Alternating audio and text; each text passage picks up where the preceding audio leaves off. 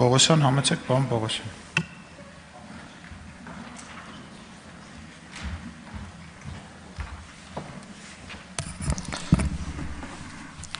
Ազգային ժողովի մեծարգո նախագահ, հարգելի պատգամավորներ, ձեր քննարկմանը ներկայացված օրենսդրական նախաձեռնության կարգավորման առարկան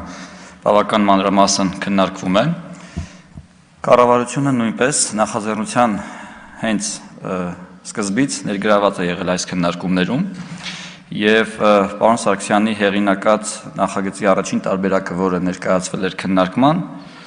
ըստ էության որոշակի խնդրահարույց կողմեր ուներ այն իմաստով, որ անհամատեղելի էր գործող հարկային համակարգի կառուցակարգերի հետ այն իմաստով, որ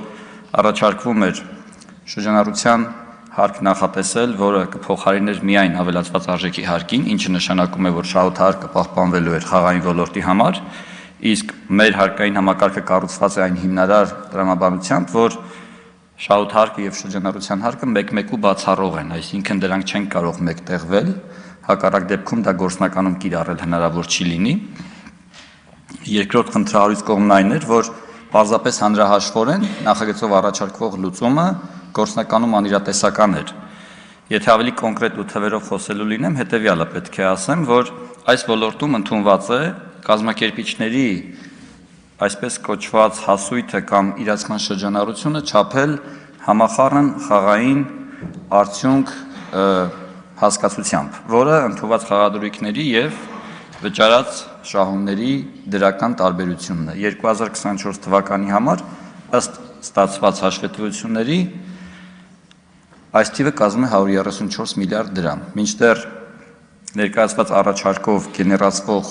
հարկի ծավալը հանրահաշվորեն ստացվելու էր ամբողջ խաղադրույքների 10%-ը, որը անգամներով ավելի բարձր, քան այս հասույթը։ Եվ այստեղ տրամաբանությունը մեզ հուշել է, որ չի կարող սահմանվել հարկ հասույթից, ոչ թե շահույթից, այլ հասույթից, մի քանի անգամ ավել։ Այնուհետ մեր քննարկումները շարունակվել են բավական կառուցողական տրամաբանությամբ եւ վերանայվել է այս մոտեցումը եւ հաշվի առնելով այն, որ ֆինանսների նախարարության նախաձեռնությամբ դեռ 2022-ի տարեվերջին խաղային ոլորտի համար սահմանվել է խաղադրույք ընդունելու իրավունքի կամ քվոտայի այսպես կոչված վաճառքի պետական տուրք, այսինքն սահմանվել է որոշակի մեծություն, ընդ որում ինտերնետ շահումով խաղերի համար այլ տրամաբանությամբ,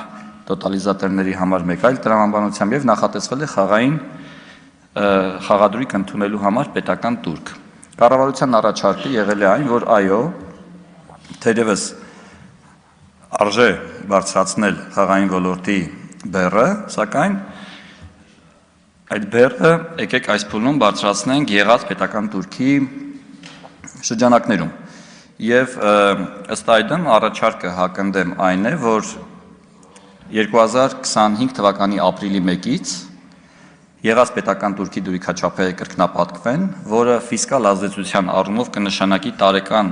այլ հավասար պայմաններում, այսինքն երևի եթե որևէ էական հանգամանք չփոփոխվի, տարեկան շուրջ 13 միլիարդ դրամ լրացուցիչ հարկային եկամուտ եւ նաեւ օրենքով ամրագրել հիմա արդեն, որ այդ խաղադրույքների ընդունման համար իրավունք ձեռք բերելու պետական տուրքը շարունակաբար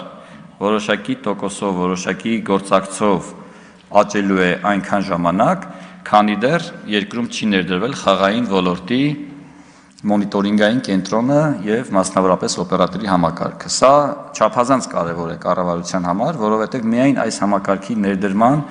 եւ արդյունավետ գործարկման պարագայում մենք կարող ենք խաղային ոլորտի կազմակերպիչներից ստացվող տեղեկատվությունը համարել արժանահավատ, հուսալի եւ ըստ այդմ մեր քաղաքականությունները ըստ կարիքի ճշգրտել եւ վստահ լինել, որ մենք համարժեք հարկում ենք ապահովում։ Այս համակարգի ներդրման իրավական հենքը արդեն ունենք, ազգային ժողովը անցյալ տարի ընդունել է համապատասխան օրենք, պետական եկամուտների կոմիտեն հիմա գործուն քայլեր է ձեռնարկում այս համակարգը արագ ներդնելու ուղղությամբ, հավակնություն ունենք, որ միջազգային մրցույթ հայտարարենք եւ ոլորտում առաջատարներին հրավիրենք երկրում այս խնդիրը միջազգային ստանդարտին համապատասխան լուծելու։ Եվ արդեն այս համակարգի ներդրումից եւ որոշակի ժամանակ կիրառությունից հետո, երբ որ կունենանք արժանահավատ հուսալի տեղեկատվություն, մենք կրկին կարծում եմ առիթ կունենանք վերադառնալու ոլորտի հարկման հարցին գոնե վերահաստատելու մեր քաղաքականությունը կամ ըստ կարիքի վերանայելու։ Շնորհակալություն։ Շնորհակալություն, հարգելի գործընկեր։